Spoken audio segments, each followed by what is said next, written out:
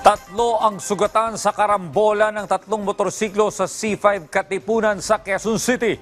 Ang mga sakay nito nagsisisihan kung sino ang may kasalanan. Si Isaiah Mirafuentes sa detalye.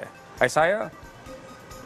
Audrey, alam mo, ngayong umaga lamang ito nangyari. Nagkarambola ang tatlong motorsiklo sa kababa ng C5 Katipunan sa Quezon City.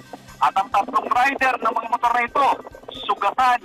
Ayon sa kwento ng isang rider, kaandar lang nila ng kanilang motor nang biglang may bumangga sa kanyang likuran at nagresulta para sumemplang sila.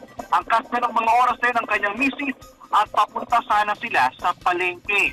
Nang sumemplang sila, Audrey, saktong may paparating naman ng isa pang motor na bumangga rin sa kanila.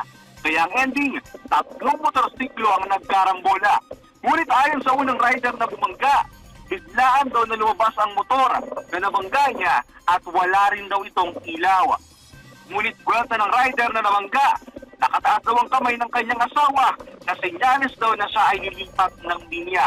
Ang pangatlong rider naman na sumalpok ay nakikiusap na lang na bayaran ng mga nasirang parte ng kanyang motor. Sinubukan ng MMDA na pagkasundoy ng tatlo, ngunit hindi sila pumayag. Pinagtatalunan kasi nila kung sino ang may sala at dapat magbayad sa mga nasira.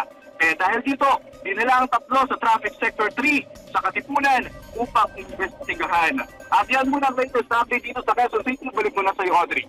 Okay, ingat po tayo lalo na yung mga motorista. Maraming salamat, Isaiah Mirafuentes.